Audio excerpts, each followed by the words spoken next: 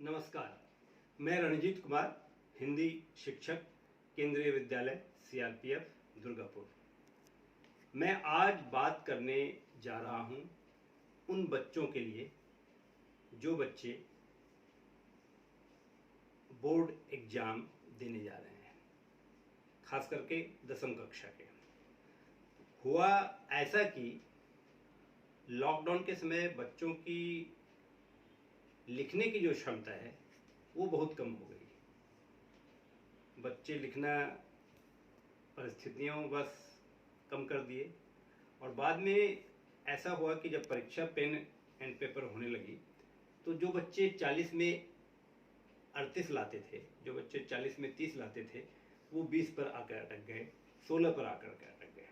तो अब करना क्या है कि इस एक महीने में, आज 30 तारीख है, मार्च 30, 2022, इस एक महीने में आपको पूरी तरह अपनी परीक्षा पर ध्यान केंद्रित कर लेना है। सब विषयों के अतिरिक्त हिंदी पर भी ध्यान देना है। बच्चे सोचते हैं अरे हिंदी क्या है, हिंदी में तो पास हो ही जाएंगे, लेकिन नहीं। हमारे तीनों सेक्शन मिलाकर के हिंदी में प्री बोर्ड में बहुत बच्चे फेल हैं, 9-10 बच्चे फेल हैं। ये चिंता की स्थिति है। तो प्यारे बच्चों, मैं ये कहना चाहूँगा कि हिंदी में पास करना और अच्छे नंबर लाना खास करके इस सत्र में एकदम आसान हो गया है। पहले 13-14 चैप्टर रहते थे, अभी मात्र 7 चैप्टर हो गए हैं। व्याकरण बहुत थे, पहले टर्म में ही निकल गया, रस, वाच्य आदि। इस टर्म में क्या है? कुछ नहीं है।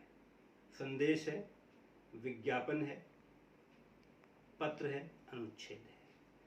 पत्र 5 नंबर के हैं, उसमें भी विकल्प हैं, आप ये लिखिए या वो लिखिए। अनुच्छेद में भी विकल्प हैं, 3 आते हैं, उसमें से एक लिखना है। कुछ बच्चे ध्यान से नहीं पढ़ते, 3 का तीनों लिख देते हैं। अब उसका समय भी गया, परीक्षक भी परेशान हुए। तो इसलिए इन छोटी छोटी बातों को इस एक महीने में आपको विशेष ध्यान देना है। विज्ञापन है, विज्ञापन 2 है। संदेश है, 2 है। उसमें भी बहुत से विकल्प हैं, उसमें से आपको 4 तो लिखना है, परंतु कुल मिला के 8 विकल्प हैं। 8 में से 4 लिखना है। पत्र 2 में से 1 लिखना है। अनुच्छेद 3 में से 1 लिखना है। तो विकल्प तो आपके पास खुले हुए हैं। कोई ही ऐसा बच्चा होगा जो लिखना चाहे तो नहीं लिख पाएगा। हाँ, मैं ये बात जरूरी समझता हूँ कि अशुद्धियाँ आपकी होने लगी हैं, क्योंकि लिखने की प्रैक्टिस छूट गई है। सामान्य से सामान्य शब्द जैसे प्राचार्य, तो बच्चे लिख देते हैं प्राचार्य, प्राचार्य लिखते हैं, आकार लगाना ही छोड़ देते हैं।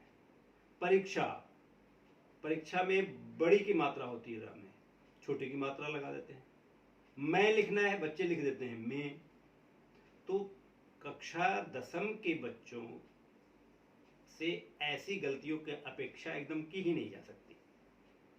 इसलिए बच्चे शाब्दिक अशुद्धियों पर भी ध्यान दें और इस एक महीने का पूरी तरह से उपयोग करें कि जब आपका रिजल्ट आए तो आप मुस्कुराते हुए घर जाएं, और आपके होठों की मुस्कुराहट देखकर आपके साथी भी मुस्कुराने लगे, आपके माता पिता के होठों पर भी मुस्कुराहट फैल जाए।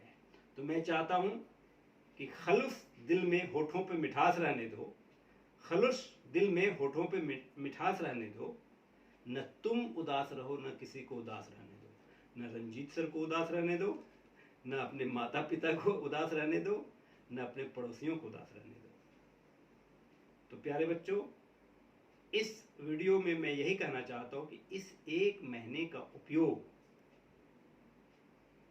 आप ऐसे करें, केवल हिंदी के लिए ही नहीं, सभी विषयों के लिए ऐसे करें कि आपकी ये नींव, जो पहला बोर्ड एग्जाम है आपके जीवन का, इसमें आप अच्छे नंबर से पास हों और हंसी खुशी अपने घर की ओर प्रस्थान करें, और हम लोगों का भी गौरव से सीना ऊंचा हो जाए, प्राचार्य महोदय का गौरव से सीना ऊंचा हो जाए, अपने माता पिता के जो अरमान है उस पर आप पूरी तरह से खड़े उतरें। यही मेरी शुभकामना है। जय हिंद, जय भारत। इसी के साथ दीजिए रंजीत सर को इजाज़त।